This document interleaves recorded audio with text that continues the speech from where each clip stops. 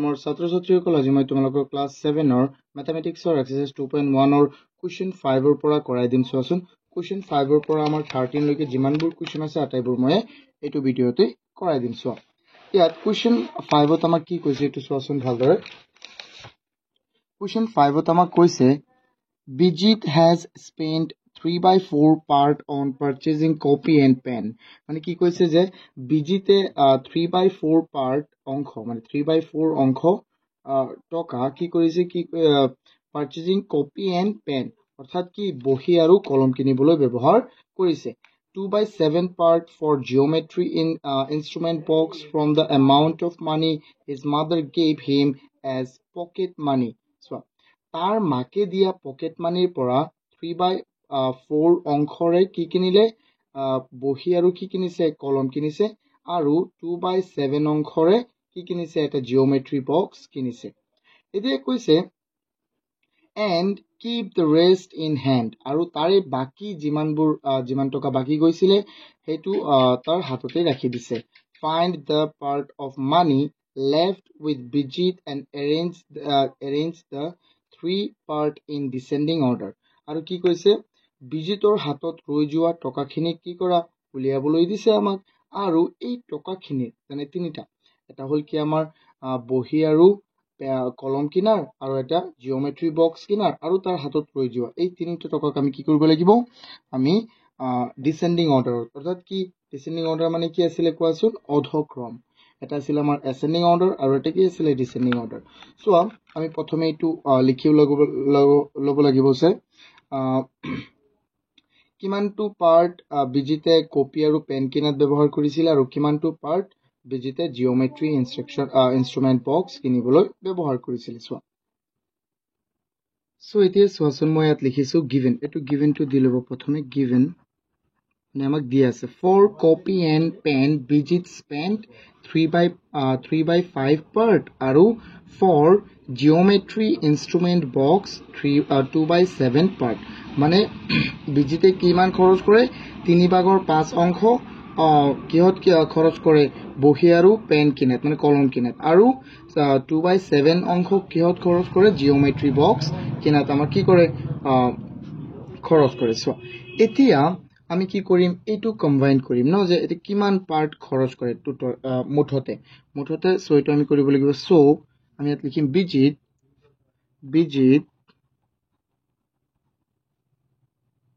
চাচোন মই ইয়াত লিখিছো সো বিজিত স্পেন্ট টোটাল আৰু বিজিতে কিমান খৰচ কৰে তেন্তে সো প্ৰথমে খৰচ কৰে হি 3/5 পাৰ্ট আৰু তাৰ পিছত 2/7 এই দুটাক আমি কি কৰিছো যোগ কৰিছো এতিয়া আমি ইহঁতক আমি কেনেকৈ কৰিম কোৱা 5 আৰু এই 7ৰ আমি কি ল'ব লাগিব এলসিএম ল'ব লাগিব 7 আৰু 5ৰ এলসিএম কি হ'ব যেহেতু এই দুটা প্ৰাইম নাম্বাৰ আৰু প্ৰাইম নাম্বাৰৰ এলসিএম কি হয় ইহঁতৰ প্ৰডাক্ট মানে পূৰণফল এটা 7 পূৰণ 5 কিমান হৈ যাব 35 তো 35 বলো আমি ইয়াত আৰু তাৰ পিছত আমাৰ কি হ'ব এটো 5 35ত কেইবাৰ হৰণ যাব 7 বাৰ 7 পূৰণ 3 কিমান হৈ যাব সো 3 into 7 plus again তারপরে সোসুন 7 ইয়াত যাব কেবাৰ 5 বাৰ 5 পূৰণ 2 কিমান হৈ যাব সো 5 পূৰণ 2 এতিয়া সোসুন 7 গুণ 21 যোগ আৰু ইয়াত হৈ গ'ল 10 আৰু তোমালোকে চাই আছানে সো আৰু তলত আছে আমাৰ 35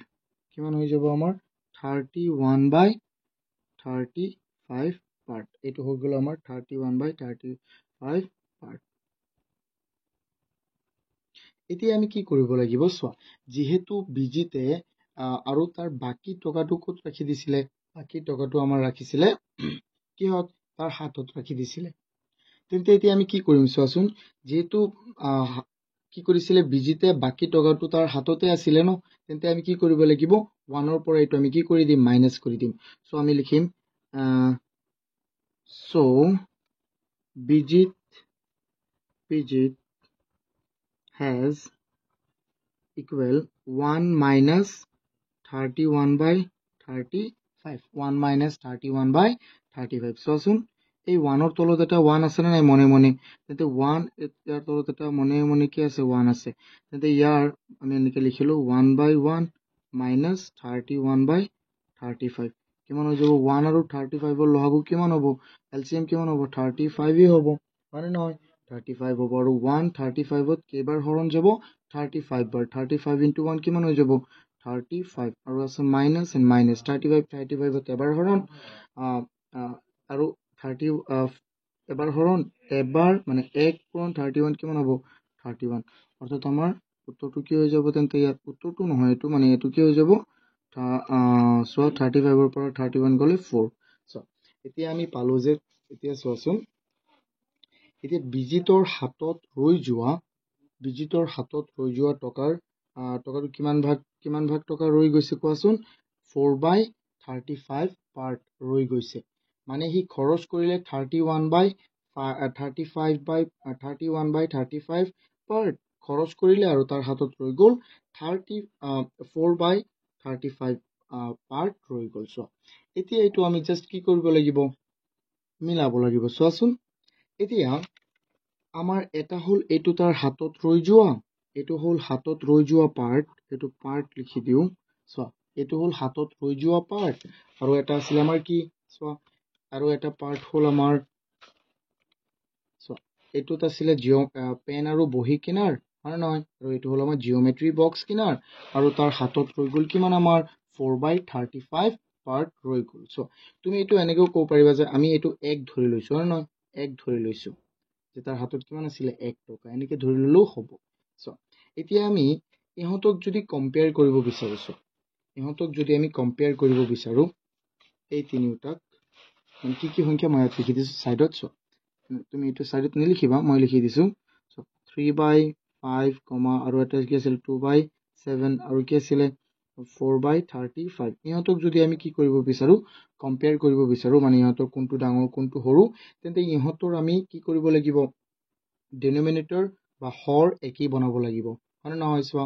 এতিয়া ইহঁতৰ হৰ একেই বনাবলৈ আমি এটা কি কৰিব লাগিব এটা পদ্ধতি আমি অৱলম্বন কৰিব লাগিব চোৱা এইটোতো ঠিকে আছে ধৰি লোৱা 35 তেন্তে ইহঁতক আমি বনাই দিব পাৰিম চোৱা যদি চোৱাচোন এই 5ৰ এইটো 3/5 এই ভগ্নাংশটোৰ লগত আমি যদি 7 তলে ওপৰে পূৰণ কৰি দিওঁ তেন্তে কি হৈ যাব তলত 35 হৈ যাব আৰু ওপৰত যিয়েই হওক আৰু ইয়াতো 2/7ৰ যদি আমি 5 তলে ওপৰে পূৰণ কৰি দিওঁ তেন্তে কি হৈ যাব এইটো আমাৰ সমান হৈ যাব সো নাও আমি লিখিম নাও প্ৰথমটো ভগ্নাংশ কি আছে 3/5 ইয়াক আমি কি কৰিম এইটো 3/5 তলতো আমি কি তলত আৰু ওপৰত 7 পূৰণ কৰি দিম চোৱা 7 3 গুণ 21 আৰু 7 5 গুণ 35 এইটো হৈ গ'ল আৰু চোৱাচোন আৰু এটা আমাৰ কি আছে 2/7 ইয়াত 2/7 ন ইয়াৰ তলৰ পৰা কি কৰিম 5 পূৰণ কৰি দিম চোৱা তেতিয়া আমাৰ 35 হৈ যাব মানে আমি হৰ একেই বনাব লাগিব প্ৰথম কথাটো হ'ল 35 আৰু ইয়াত হৈ গ'ল আমাৰ কিমান 10 চোৱা তেন্তে এইটো কি আছিলে এইটো কোনটো পাৰ্ট আছিলে এইটো হ'ল আমাৰ পেন আৰু বহি কিনাৰ আৰু এইটো হ'ল আমাৰ কি এইটো জিঅ'মেট্ৰি বক্স কিনাৰ আৰু এই পাৰ্টটো কি আছিলে আমাৰ হাতত ৰৈ যোৱা এতিয়া কোৱাচোন কোনটো ডাঙৰ কোনটো সৰু এইকেইটা আমি চাব পাৰিম হয় নহয় চোৱা এতিয়া যিহেতু আমি এইকেইটাক আকৌ ডিচেণ্ডিং অৰ্ডাৰত লিখিব লাগে ডিচেণ্ডিং অৰ্ডাৰত লিখিবলৈ হ'লে আমি কি কৰিব লাগিব প্ৰথমে ডাঙৰটো লিখিব লাগিব তাৰপিছত সৰুটো তাৰপিছত একেবাৰে সৰুটো লিখিব লাগিব চোৱাচোন ইয়াত ডাঙৰ কোনটো ডাঙৰ হ'ল এইটো পাৰ্ট হয় নহয় আৰু সৰু তাৰ সৰু কোনটো তাৰ সৰু হ'ল এইটো আৰু একেবাৰে সৰু কোনটো এই পাৰ্টটো হয় নহয় চোৱা এতিয়া আমি লিখিম চোৱা মই ইয়াত লিখিছো ইন ডিচেণ্ডিং অৰ্ডাৰ চোৱা ডিচেণ্ডিং অৰ্ডাৰত একেবাৰে সৰু কোনটো একেবাৰে ডাঙৰ কোনটো হ'ব আমি ডিচেণ্ডিঙত একেবাৰে ডাঙৰটো প্ৰথমে লিখো তাৰপিছত একেবাৰে তাৰ ডাঙৰটোৰ পিছৰ ডাঙৰটো লিখো মানে তাতকৈ অকণমান সৰুটো লিখো চোৱা 10/35 আৰু একেবাৰে সৰুটো হ'ল আমাৰ কি হ'ব 4/35 চ' এইটো মানে কি আছিলে কোৱাচোন এইটো 21/35 মানে আমাৰ কি আছিলে 3/5 আৰু তাৰপিছত কি হ'ব আছিলে আমাৰ এইটো 10/35 মানে 2/7 আৰু এইটোতো এইটোৱে হয় নহয় 4/35 এইটো হ'ব আমাৰ ফাইনেল এনচাৰ আই হোপ তোমালোকে এইটো বুজি পাইছা এতিয়া যদি বুজি পাইছা আমি নেক্সট এইটো তুমি ইয়াত এইটো চিন দি দিয়া চ' এতিয়া এইটো গ্ৰেটাৰ দেন দি দিবা এইটো গ্ৰেটাৰ দেন চিন হয় গ্ৰেটাৰ এতিয়া আমি চাম কুৱেশ্যনটো যদি তোমালোকে এইটো বুজি পাইছা তেন্তে ভিডিঅ'টো লাইক কৰি দিয়া আৰু আটাইবোৰ কুৱেশ্যন ইয়াতে তুমি চাব পাৰিবা এতিয়া চোৱা আমি কুৱেশ্যন 6 লৈ যাওঁ কুৱেশ্যন 6ত কি কৈছে Question 6 কৈছে চোৱা ভালদৰে ইয়াত কৈছে Shamali read 3/4 hours every day কি কৈছে চোৱাচোন Shamali কি কৰে 5 into 3/4 hours every day out of it she spent 2/part in studying mathematics and English 1/6 part in science and rest in studying other subjects. Find out her different study time and arrange them into ascending order. অর্থাৎ কি কৈছে শ্যামলীয়ে কিমান সময় পঢ়ে 5 into 3/4 hour পঢ়ে তাই মুঠতে প্ৰতিদিন কি কৰে 5 into 3/4 hour পঢ়ে তাৰে ভিতৰত 2/5 অংশ কি কৰে mathematics আৰু English পঢ়ে আৰু 1/6 অংশ কি কৰে science and rest in studying other subject আৰু 1/6 part কি পঢ়ে science পঢ়ে আৰু তাৰ বাকি সময় থকা তাৰ বাকি সময়টো কি পঢ়ে আৰু বেলেগ subject পঢ়ে find out her studying different study time and arrange them in ascending order কি কৈছে আৰু এই তিনিওটাৰ কি বাকি আৰু বাকি সময়বোৰ কি কৰিব দিছে ওলাব দিছে আৰু ইহঁতক কি কৰিব দিছে চোৱা arrange them in ascending order আৰু ইহঁতক ঊৰ্ধ্বক্ৰমত কি কৰিব দিছে আমাৰ সজাব দিছে চোৱা অৰ্থাৎ এই যে 2/5 পাৰ্ট যে পঢ়িছে এটো কিমান ঘণ্টা পঢ়িছে আৰু 1/6 পাৰ্ট যে পঢ়িছে এটো কিমান ঘণ্টা পঢ়িছে এটো আমি ওলাম সো প্ৰথমে আমি গিভেন কিটা লিখিলো সো প্ৰথমে মই ইয়াত লিখিছো Shamali reads every day equal 5 into 3/4 hours so এটো আছে আমাৰ কি মিক্সড ফ্ৰেকশনত তো আমি ইয়াক কি কৰি মিক্সড ফ্ৰেকশনৰ পৰা কনভাৰ্ট কৰিলাম সো এটো কেনে কি কৰে 4 পূৰণ 5 মানে 4 into 5 কিমান হৈ যাব 20 plus 3 কিমান হৈ যাব 23 আৰু তলত হৈ যাব আমাৰ 4 তেন্তে 23/4 hour 23/4 hours কি কৰে তাই পঢ়ে গোটেই দিনটো এতিয়া তাৰে ভিতৰত 1/6 part কি কৰে তাৰে ভিতৰত 1/6 part English and mathematics পঢ়ে হেতু আমি লিখিলো সো মই এতিয়া লিখিছো she spends for maths and English equal কিমান সো এটো মই 2/4 লিখিছিলো সো এটো তোমালোকে নিলিখিবা ইয়াত লিখি দিয়া equal 2/5 part আৰু তাই mathematics আৰু ইংৰাজীৰ বাবে কিমান সময় দিয়ে গণিত আৰু ইংৰাজীৰ বাবে 2/5 অংশ পঢ়ে চোৱা অংশ part আৰু and for science আৰু গণিত বিজ্ঞানৰ বাবে কিমান পঢ়ে 1/6 part সো এতিয়া আমি কি কৰিব লাগিব ইহঁতক কি কৰিম আমি চোৱা আৰু আদাৰ সাবজেক্টৰ কাৰণে বাকি সময়টো পঢ়ে তেন্তে আদাৰ সাবজেক্ট মানে মুঠ সময় হল আমাৰ 23/4 hour তাৰি ভিতৰত এই দুটা এটো হল তোমাৰ ইংলিশ আৰু ম্যাথমেটিক্সৰ কাৰণে আৰু এটো হল আমাৰ সায়েন্সৰ কাৰণে তেন্তে এই দুটা যোগ কৰি যদি আমি তাৰ পৰা বিয়োগ কৰি দিও তেন্তে আমি কি পাই যাম আদাৰ সাবজেক্টৰ পাই যাম এতিয়া চোৱাচোন তাৰ পিছত মই লিখিছো so she spends for other subjects so মুঠ সময় কোনটো মুঠ সময় হল আমাৰ 23/4 তাৰে ভিতৰত তাৰে পৰা তাই কি কৰে তাৰে পৰা তাই এই দুটা এটো মাইনাস কৰি দিম আমি তাৰে পৰা 2/5 part plus 1/6 part এই দুটা part কি পঢ়ে so এটো পঢ়ে science and mathematics আৰু এটো হল English and mathematics আৰু এটো হল আমাৰ science তাতে এই দুটা যোগ কৰি যদি আমি মুঠৰ পৰা বিয়োগ কৰি দিও তেন্তে কি পাই যাম আমি আদাৰ সাবজেক্টৰ কাৰণে কিমান পঢ়ে এটো আমি পাই যাম অৰ্থাৎ ধৰি লোৱা ধৰা তোমাক কৈছে যে তোমাৰ তাত আছে 25টা বস্তু বা তুমি ধৰা 5 ঘন্টা কমসে কম ধৰা 8 ঘন্টা পঢ়া তুমি কি কৰা 8 ঘন্টা পঢ়া ধৰা গণিতৰ বাবে তুমি 3 ঘন্টা আৰু অসমীয়াৰ বাবে 1 ঘন্টা আৰু বাকি সাবজেক্টবোৰৰ কাৰণে বাকি সময়টো পঢ়া তেন্তে 3 যোগ 1 কিমান হৈ গল আমাৰ 4 আৰু 8 ঘন্টাৰ পৰা 4 বিয়োগ কৰি দিলে আমি কিমান পাই যাম মুঠতে আৰু বেলেগ সাবজেক্টৰ কাৰণে কিমান পঢ়ো হেতু আমি পাই যাম নহয় ঠিক তেনেদৰে আমি এটো কৰি আছো চোৱা এতিয়া এটো আমি কৰি থাকো চোৱাচোন 23/4 minus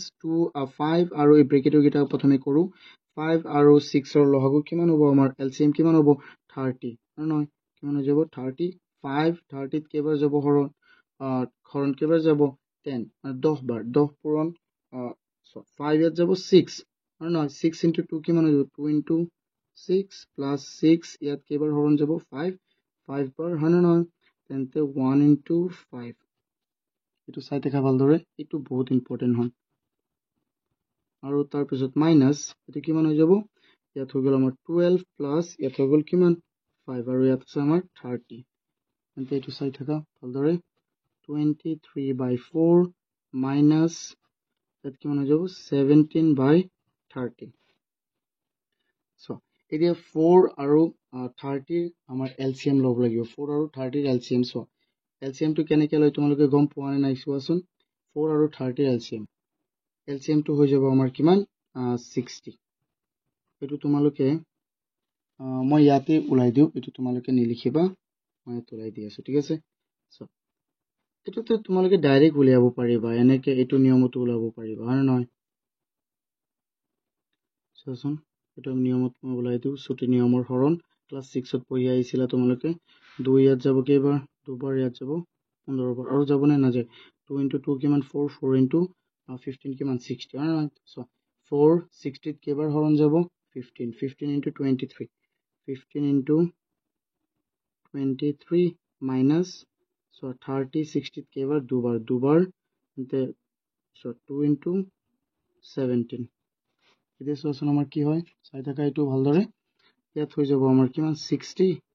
আৰু আমাৰ কি বাকি আছে 15 into 23 15 into 23 কিমান হৈ যাব 3 4 5 মাইনাস আৰু এইটো কিমান হৈ যাব 34 এতিয়া চোৱা 60 আৰু কিমান বাকি থাকিব তেন্তে ইয়াত হ'ব আমাৰ 1 আৰু ইয়াতো 1 আৰু 3 তেন্তে এইটো হ'ল আমাৰ কি 311/60 পাৰ্ট এটা হল আমাৰ পাৰ্ট তেন্তে আমাৰ তিনিটা পাৰ্ট ওলাই গল সো এটা হল আদাৰ সাবজেক্টৰ কাৰণে পঢ়া পাৰ্ট হয় নহয় সো এইটো প্ৰথমটো আছিল আমাৰ কি দুটা এইটো নিলিখিবা তোমালোকে ইয়াত এটা হল আমাৰ এতিয়া সো এটা হল আমাৰ কি আছিল 2/5 পাৰ্ট আৰু এটা আছিল আমাৰ 1/6 এতিয়া আমাৰ এটা ওলাই গল 311/60 পার্ট হয় নহয় এতিয়া সো আমি যেহেতু এই তিনিটা পার্ট ওলালো আৰু এতিয়া ইহতক কি কৰিব লাগে এতিয়া ইহতক আমি এসেন্ডিং অৰ্ডাৰ কি কৰিব লাগে আমি সজাব লাগে সো প্ৰথমটো মানে কোৱেশ্চন 5 ৰ দৰে ইয়াতো চোৱাচোন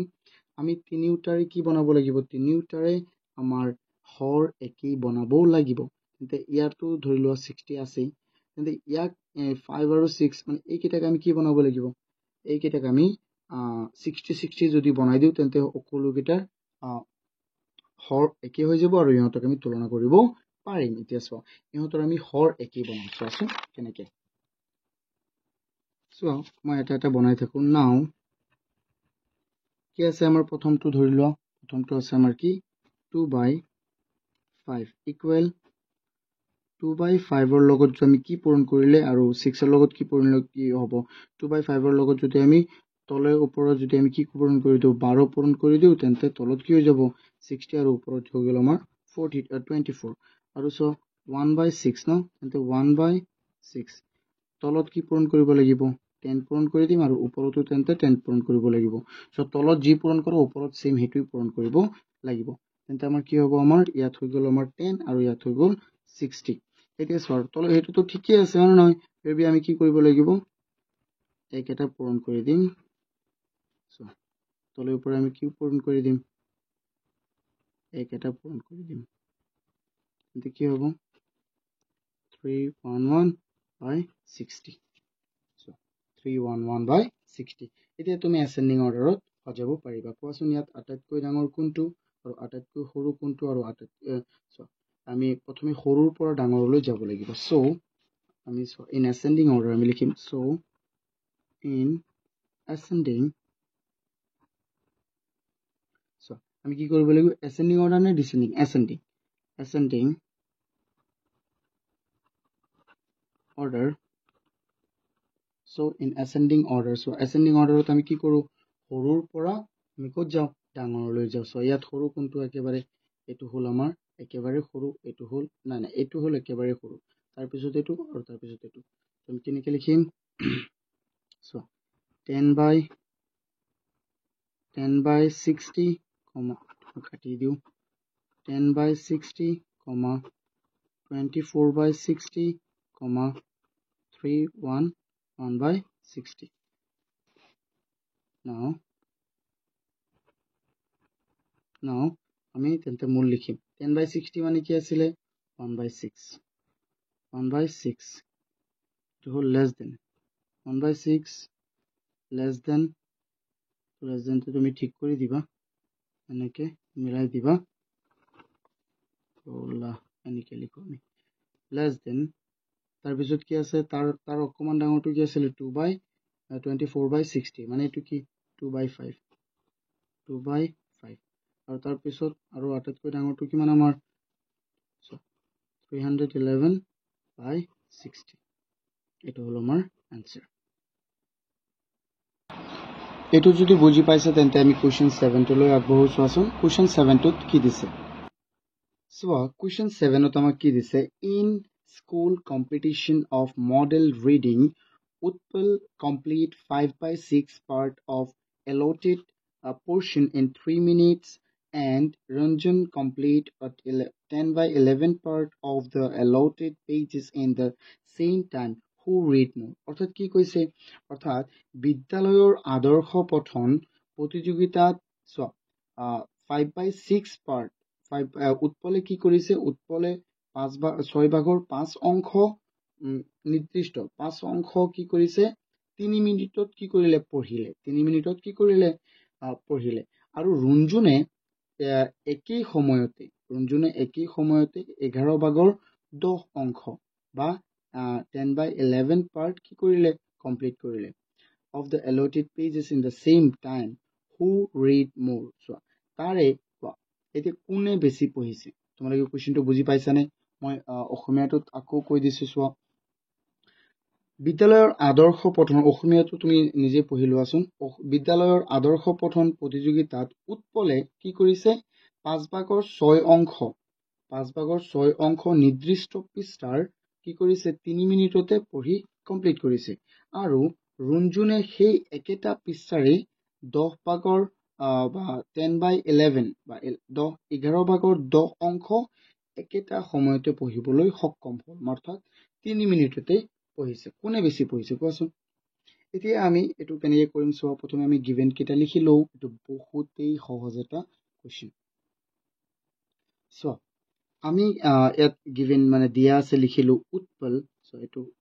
এটো এল হ'ব উৎপল কমপ্লিট উৎপলে কি কৰিছে কমপ্লিট কৰিছে 5 by 6 part মানে নহয় পঢ়ি মানে 3 মিনিটত আমি শর্টকাট লিখিছো তোমালোকে শর্টকাট লিখিলেও হ'ব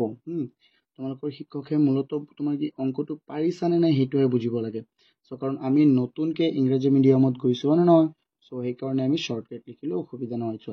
Utpal complete 5 by 6 part and Ranjan complete কি 10 by 11 part সো এতিয়া আমি কি কৰিম এই দুটাই আমি কি কৰিব লাগিব কম্পেয়াৰ কৰিব লাগিব যে কোনে বেছি পঢ়িছে না নহয় যদি আমি দুটা ভগ্নাংশক কম্পেয়াৰ কৰিব বিচাৰো তেন্তে আমি ইহতৰ হৰক কি বনাব লাগে একেই বনাব লাগে সো দুটা হৰ এক বনোৱাৰ মই প্ৰথমে কৰাই দিছো না নহয় 5 আৰু 6 ত তেন্তে তুমি এটো এনেকেও কৰিব পাৰিবা যে প্ৰথম ভগ্নাংশটোক দ্বিতীয় ভগ্নাংশৰ হৰ দি তলে ওপৰে পূৰণ কৰি দিয়া আৰু দ্বিতীয় ভগ্নাংশটোক প্ৰথম ভগ্নাংশৰ হৰ দি তলে ওপৰে পূৰণ কৰি দিয়া এনেকেও কৰিব পাৰিবা সো তেন্তে আমি ইয়াত লিখিম কি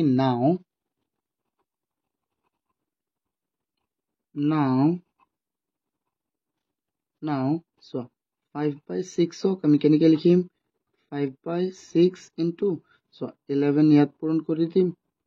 আৰু ইয়াতো কি পূৰণ কৰি দিম 11 ওপৰত so দ্বিতীয় ভগ্নাংশৰ হৰ দি পূৰণ কৰি দিছো মানে একেই বনাব লাগিব মুঠত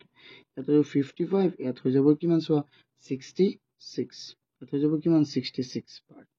আৰু so তাৰ পিছত আছে আমাৰ কি 10 by 11 ইয়াক আমি so এইটো দ্বিতীয় ভগ্নাংশ এই দ্বিতীয় ভগ্নাংশটোক প্ৰথম ভগ্নাংশৰ হৰ দি তলে ওপৰে পূৰণ কৰি দিম তেন্তে ইয়াত আছে 10 by 11 কিন্তু ওপৰত আৰু তলত আমি পূৰণ কৰিম সো তলত আমি পূৰণ কৰি দিম কিমান 6 ইয়াতো আমি পূৰণ কৰি দিম কিমান 6 তেন্তে হৈ যাব আমাৰ 66 আৰু ইয়াত হৈ যাব কিমান 60 তো বুজি পাইছানে কোৱাচোন এটো বুজি পাইছা হ'বলা সো এতিয়া আমি কম্পেয়াৰ কৰিব পাৰিম কোনে বেছি পঢ়িছে আৰু কোনে কম পঢ়িছে কোৱাচোন তুমি নিজেই কোৱা ইয়াত হ'ল আমাৰ 55 by 66 ইয়াত হ'ল 60 by 66 কোনে বেছি পঢ়িছে এইটো পাৰ্ট বেছি হয় না নহয় তেন্তে এইটো পাৰ্ট কাৰ আছিল ৰঞ্জুনৰ তেন্তে ৰঞ্জুনে বেছি পঢ়িছে কিন্তু আমি লিখিব লাগিব আমি লিখিম here 60 by 66 greater than 50 by 66. So etu ki hobo? So etu 60 by 66 কোন asile? 60 by 66 asile 10 by 11 greater than aru 55 by 66 কোন asile 5 by 6. Hence অর্থাৎ আমি বুঝি পালো যে কোনে বেশি পড়িছে অর্থাৎ Ranjan. So hence Ranjan reads more. রঞ্জনে কি পঢ়ে? বেশি পঢ়িছে. So এটো হল আমাৰ answer. এতিয়া চাও আমি question 8 লৈ. question 8 ত আমাক কি দিছে? চাচোন এই কুৱেশ্যনটোত আমাক কি কৈছে? question 9 ত আৰু question 8 ত কি কৈছে আমাক চোৱা. question 8 ত কৈছে Rita read 3 by 5 part of a short story book of page 75. চোৱা কি কৈছে? ৰীতাই এখন ছুটি গল্পৰ কিতাপত থকা মুঠ 75টা পেজৰ কিমানটা পঢ়ে কোৱা? 3 by 5 অংশ পঢ়িলে. How many pages of the book are left? So এটা কিতাপৰ কি কৰিছে? ৰীতাই এটা ছুটি গল্পৰ কিতাপৰ 75টা পেজ পঢ়িলে. মুঠ 75টা পেজ.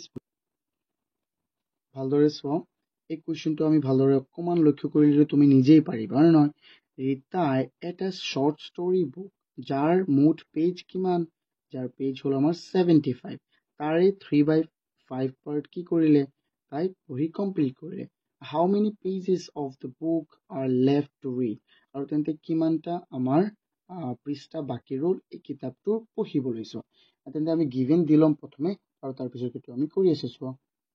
চোৱা আমি লিখিছো কি ৰীতাই কিমানটা পঢ়ে. চোৱা আমি প্ৰথমে গিভেনটো কি লিখিছো? চোৱা total pages in the book, মানে কিতাপটোত কিমানটা পেজ আছে? 75টা পেজ আছে. আৰু আমি কি লিখিম এতিয়া? চোৱা ৰীতা reads কিমান পঢ়ে? 3 by 5 parts. ৰীতাই কিমান পাৰ্ট পঢ়ে? 3 by 5 পাৰ্ট. এতিয়া আমি ল'ব পাৰিম ন? So she read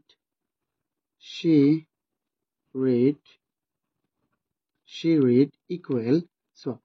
এই 75ৰ 3 by 5 পাৰ্ট হয় নে নহয়? তেন্তে আমি 75ৰ লগত কি পূৰণ কৰিব লাগিব? 3 by 5 আমি পূৰণ কৰিব লাগিব. তেন্তে কিমান পাই যাম আমি কোৱাচোন?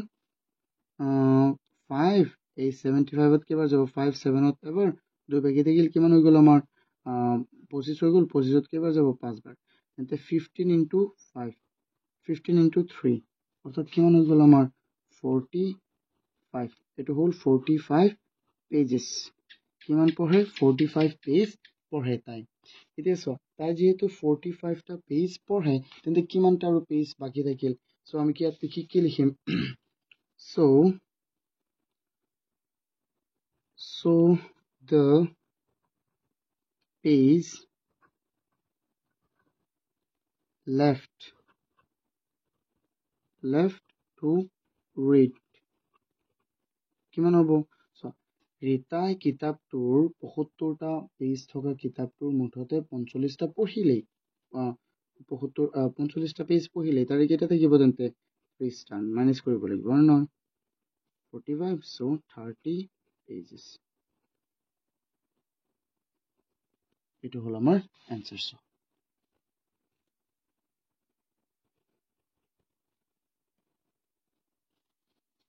এতিয়া চাও আমি এইটো যদি বুজি পাইছে তোমালোকে তেন্তে আমি কুৱেশ্যন 9 লৈ যাও. কুৱেশ্যন 9ত আমাক কি দিছে? কুৱেশ্যন 9ত কৈছে a man has 200 with him. এজন মানুহৰ হাতত কিমান টকা আছে? 200 টকা আছে. He paid 1/5 of the amount as bus fare. তাৰে ভিতৰত 1/5 অংশ টকা তাই কি কৰিছে? বাছৰ ভাড়া দিলে. How much amount was left with him? আৰু তাৰে তেন্তে কিমান টকা বাকি থাকিব? চোৱা এইটো কিমান সহজ হয়, এইটোতো ইয়াৰ নিচিনাই 8 নম্বৰটোৰ নিচিনাই. চোৱাচোন এইটো আমি প্ৰথমে গিভেনটো লিখি লওঁ. চোৱাচোন আমি প্ৰথমে কি লিখিছো a man has এজন মানুহৰ কি আছে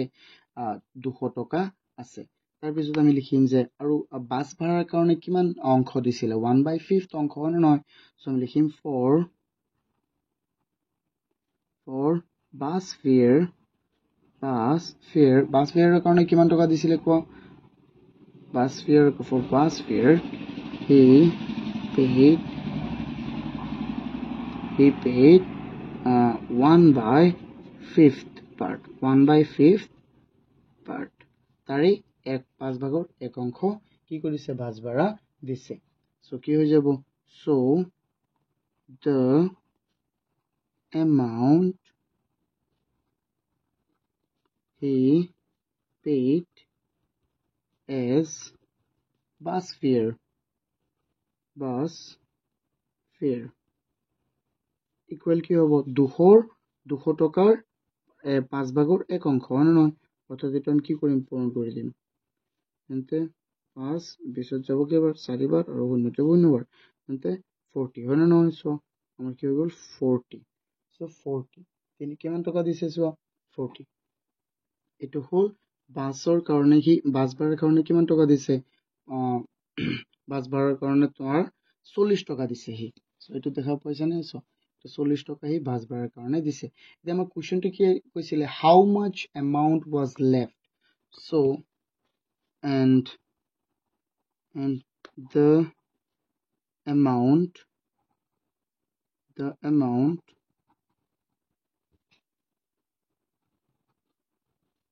has left with him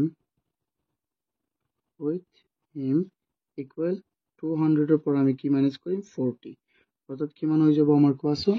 200 এর পর 40 মাইনাস করলে 160 অর্থাৎ 160 টাকা তার এতিয়াও কি আছে তার পকেটত আছে 40 টাকা ভাড়া দি দিয়ার পিছতো আমার তার হাতত কিমান টাকা আছে 160 টাকা আছে এতিয়া আমি চাও কোৱেশ্চন 10 এটো তো বুঝি পাইছে এটো বহুত সহজ নহয় এতিয়া আমি চাম কোৱেশ্চন 10 এতিয়া চোৱাচোন কোৱেশ্চন 10 ত কি কৈছে out of the two water tank in Ranju's house each had 500 liters of water in the morning মানে কি কৈছে যে ৰঞ্জুহতৰ ঘৰত থকা দুটা পানীৰ টেংকিত ৰাতিপুৱাৰ ভাগত কি কৰিছে 500 লিটাৰ কৈ পানী আছে 3/5 parts of water of the one tank was used for bathing and washing মানে কি কৈছে এটা টেংকৰ 3/5 অংশ পানী গা ধোৱা আৰু কাপোৰ ধোৱা কামত খৰচ হ'ল আৰু 1/4 part of water of the other tank was used for cooking আৰু তাৰে দ্বিতীয়টো টেংকৰ 1/4 অংশ বা 1/4 অংশ নহয় 4/1 অংশ হ'ব অসমীয়াত 1/4 part অংশ পানী দ্বিতীয়টো টেংকৰ পৰা ৰন্ধা বঢ়া কামত খৰচ হয় what was the total water remaining in two tank so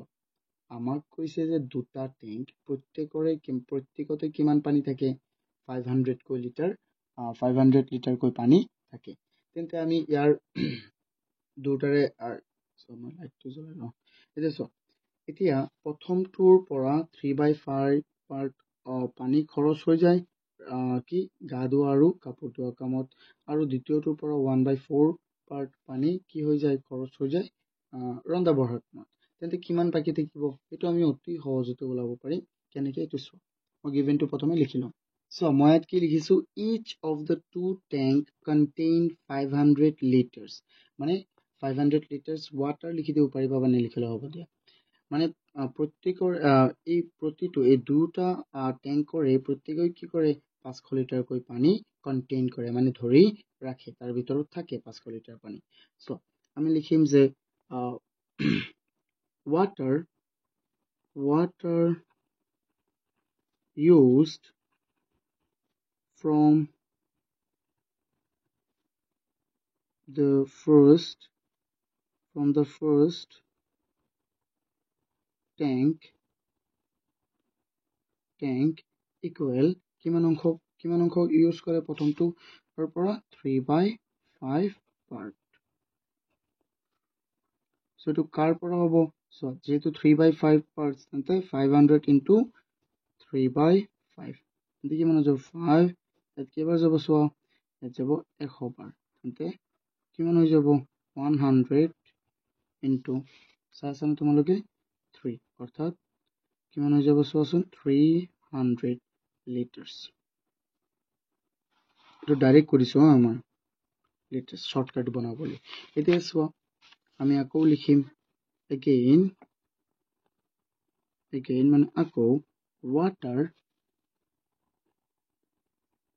used from the another tank কিমান হৈ যাব কিমান আছিল আমাৰ 1/4 পাৰ্ট 1/4 পার্ট কোনটো প্রকার পার্ট মানে 500 তেন্তে 500 into 1/4 so এই 5 আমি জানো এই 4 5 যাব এবাৰ আৰু কিমান বাকি থাকিল এক বাকি থাকিল 100 যাব আমাৰ কেবাৰ 25 বাৰ কিন্তু 125 লিটাৰ্স এটো 125 into 1 125 মই ডাইৰেক্ট লিখি দিছো লিটাৰ্স so এতিয়া মুঠতে আমাৰ খৰচ কিমান হয় প্ৰথমটোৰ পৰা 300 লিটাৰ আৰু দ্বিতীয়টোৰ পৰা 125 লিটাৰ খৰচ হয় তেন্তে মুঠ খৰচ কিমান হ'ল সো আমি লিখিম সো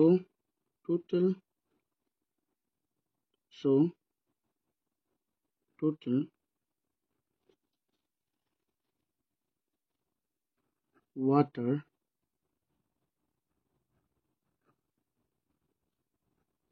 used কিমান হৈ যাব সো কিমান টকা আমাৰ কিমান খৰচ হ'ল মুঠতে আমাৰ 300 plus 125 liters to bracket দি দিয়া liters অৰ্থাৎ কি হৈ যাব আমাৰ 425 liters আমাৰ কি হ'ল খৰচ হ'ল পানী সো আমি লিখিম hence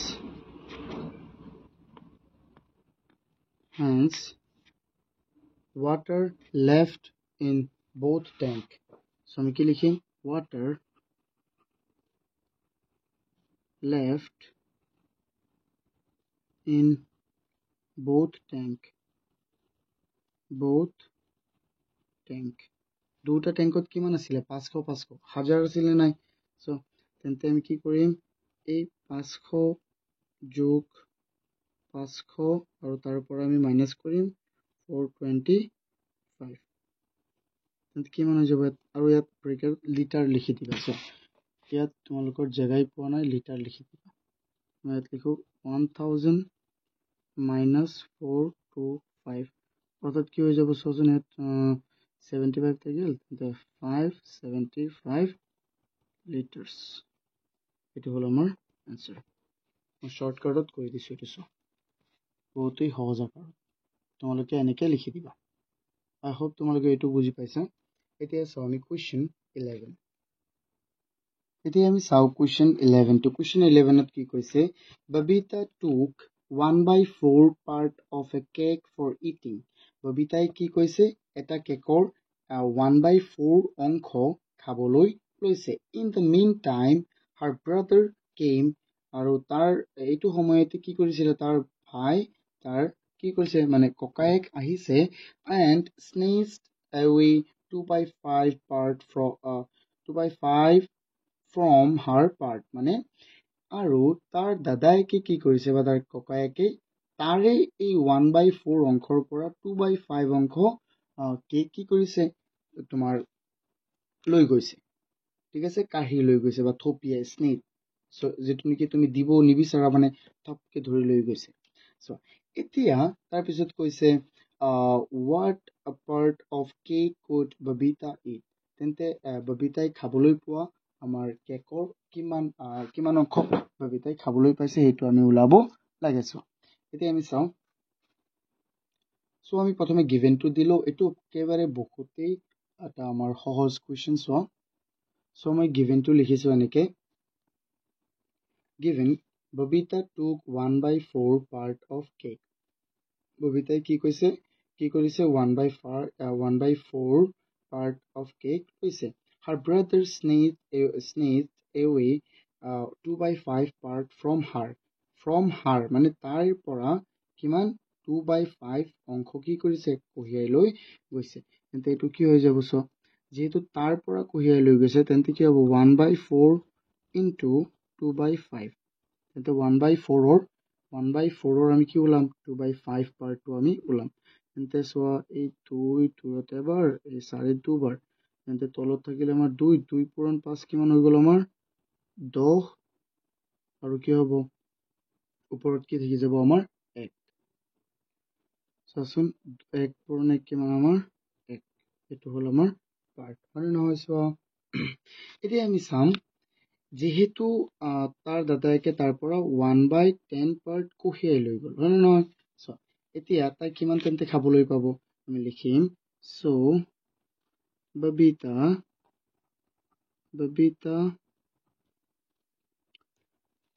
Babita can eat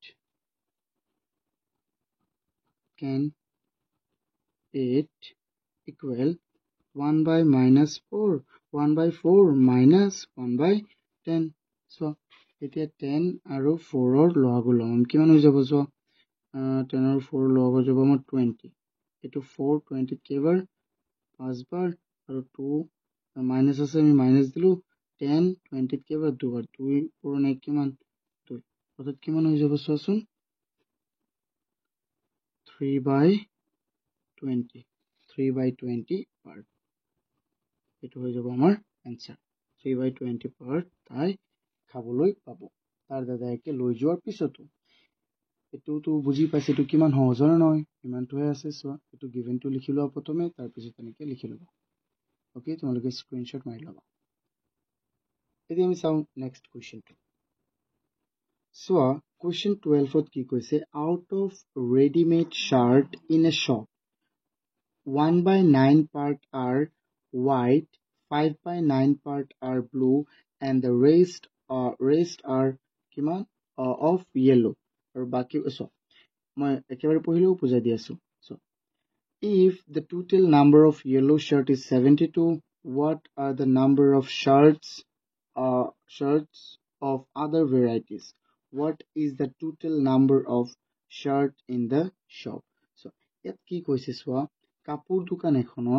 দোকান এখনত কি আছে 1/9 পাৰ্ট অংশৰ যিমান শাৰ্ট আছে তাৰে 1/9 পাৰ্ট অংশ কি আমাৰ বগা আৰু 5/9 পাৰ্টটো আমাৰ কি ব্লু মানে নীলা আৰু তাৰ বাকিবোৰ কি হয় ইয়েলো হয় তাৰ বাকি যিমান পাৰ্ট আমাৰ আছে এটো কি হ'ব ইয়েলো আৰু ইয়াত কৈছে if the number of yellow shirt is 72 আৰু তাৰে ভিতৰত যদি ইয়েলো পাৰ্টটো কিমান হয় ইয়েলো পাৰ্টত থকা শাৰ্টৰ সংখ্যা 72 হয় তেন্তে আমাক কৈছে যে প্ৰতিবিধ চোলাৰ সংখ্যা আমাৰ ওলাব লাগে আৰু দোকানখনত মুঠতে কিমানটা চোলা আছে হেতু আমি ওলাব লাগে এতিয়া চোৱাচোন আমি এটো কেনেকৈ কৰিম আমি এইটো বহুতেই সহজ আমি প্ৰথমে গিভেনটো দিলো চোৱা মই প্ৰথমে ইয়াত কি কৰিছো মই ধৰি লৈছো টোটেল নাম্বাৰ অফ শাৰ্টস কিমান ধৰি লৈছো আমি মই এটা শাৰ্ট ধৰি লৈছো আমি যিকোনো এটা ধৰি ল'ব পাৰিম হয় নহয় So givenot ki dia ase so number of white shirts kiman white shirts mane boga shirt keta amar 1/9 part aru number of blue shirts 5/9 part ঠিক আছে নহয় এতিয়া আমি কি কৰিম যে এই দুটা পাৰ্ট মুঠতে কি হয় কিন্তু আমি টোটাল নাম্বাৰটো ওলাব লাগিব কাৰ টোটাল নাম্বাৰটো আমি ওলাব লাগিব ব্লু আৰু হোৱাইট শাৰ্টৰ আমি টোটাল নাম্বাৰটো আমি ওলাব লাগিব এতিয়া সো আমি লিখিম So total number of shirts number of blue and white shirts equal so আমি কি কৰিম এই 1/9 আৰু আমি 1/5/9 ক আমি কি কৰি দিম যোগ কৰি দিম so এই যোগ কৰি দিয়াৰ ফলত আমাৰ কি হ'ব 9 আৰু 9 কি হৈ যাব 9 and 9 আৰু 9 ৰ এলচিএম হ'ল 9 বা লসাগু 9 9 9 ত এবাৰ 1 পৰে কিমান 1 আৰু 9 9 ত এবাৰ 1 পৰে 5 কিমান 5 আৰু 6 হৈ গ'ল আমাৰ কিমান 9 তেন্তে 3 ইয়াত যাব 2 বাৰ 3 ইয়াত যাব 3 বাৰ তেন্তে এইটো কি হৈ গ'ল 2/3 এটা আমাৰ কি হৈ গ'ল চোৱাচোন 2/3 চোৱা এতিয়া আমি ওলালো যে total number of blue and white shirt কিমান 2/3 পাৰ্ট 2/3 কি পাৰ্ট আৰু বাকি পাৰ্টটো কি আছিলে বাকি পাৰ্টটো আমাৰ কি আছিলে কোৱাচোন বাকি পাৰ্টটো আছিলে আমাৰ ইয়েলো শাৰ্টৰ সো আমি লিখিম then number of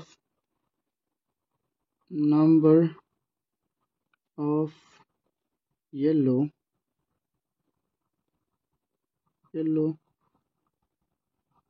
shirt equal so shirts equal 1 or পৰা মানে মুঠ শাৰ্টৰ পৰা আমি কি মাইনাস কৰিম আমি 2/3 পাৰ্ট আমি কি কৰি দিম মাইনাস কৰি দিম এতিয়া চোৱাচোন তেন্তে কি হৈ যাব আমাৰ কোৱা এতিয়া ইয়াত হ'ল আমাৰ 1 আৰু তলত কি আছে 1/1 আমি লিখিব পাৰিম এনেকৈ ন 2/3 তেন্তে চোৱা ইয়াত 1 3 হৈ যাব 1 ইয়াত যাব 3/3 minus 1 2 কি হৈ যাব 1/3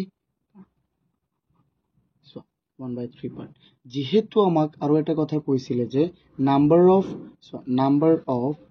ইয়েলো শাৰ্ট ইজ 72 নে কিমান কৈছিলে ৰবা মই এবাৰ চাইলো হয় 72 সো তেন্তে আমি কি লিখিব পাৰিম কোৱাচোন যেহেতু আমাক কৈ দিছে যে নাম্বাৰ অফ ইয়েলো শাৰ্ট কিমান 72 তেন্তে আমি কি লিখিব পাৰিম again আমি এনেকৈ লিখিম again number of yellow shirts so কিমান আছে আমাৰ yellow shirts কিমান আছে 72 এটো আমাক দিয়া আছে 72 এটো কি দিয়া আছে এটো given লিখি দিব পাৰি given so আমি কি লিখিব পাৰিম ইয়াৰ পৰা so 72 মানে কি হ'ব তেন্তে 1/3 ইকুৱেল কি হৈ যাব 72 তেন্তে চোৱাচোন 73 ইয়াত আছে পৰ নিবলৈ গ'লে কি হৈ যাব আমাৰ হৰণ এইটো আমি হৰণ দিব পাৰিম ডাইৰেক্ট এনেকৈ তুমি এইটো এনেকৈ কাটি দিয়া ডাইৰেক্ট এনেকৈ দিয়াচোন 72 ৰ লগত তুমি হৰণ দি দিয়া 1/3 তেন্তে কি হৈ যাব আমাৰ এইটো হৰণটো হৈ যাব আমাৰ পূৰণ আৰু ওপৰত গৈ কি হ'ব ইকুৱেল হৈ যাব আমাৰ 2 so এইটো এনেকৈ হৈ যাব 72 পূৰণ 3 তেন্তে কি হ'ব 3 into 2 কিমান 6 3 into 2 হ'ল আমাৰ 6 আৰু 3 into 7 21 তেন্তে আমাৰ টোটেল নাম্বাৰ অফ শাৰ্টস কিমান হৈ যাব আমাৰ 216 হ'ল আমাৰ টোটেল নাম্বাৰ অফ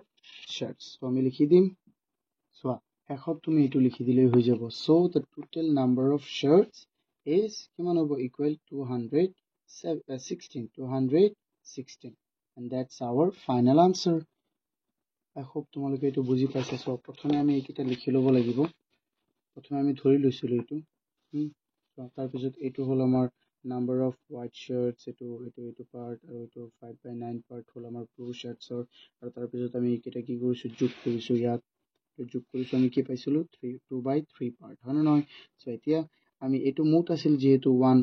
1 আছিল আমাৰ মুঠ শাৰ্টৰ সংখ্যা কিন্তু 1ৰ পৰা আমি 2/3 যদি মাইনাছ কৰোঁ তেন্তে আমি কি পাম 1/3 পাৰ্ট হয় নে নহয় 1/3 পাৰ্ট আৰু এই 1/3 পাৰ্টটো হ'ল আমাৰ ইয়েলো শাৰ্টৰ অংশ মানে মুঠ অংশটো ইয়েলো শাৰ্টৰ তেন্তে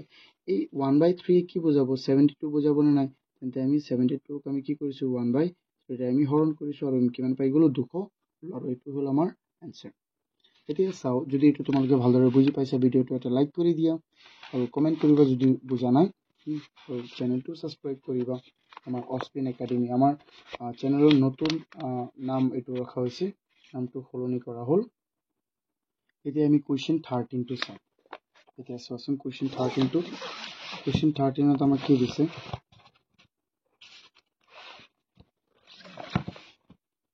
চোৱা কুৱেশ্যন 13ত আমাক কৈছে ফিল ইন দ্য ব্লেংকছ হয় নহয় এইটো খালী ঠাইটো আমি কি কৰিব লাগে পুৰ কৰিব লাগে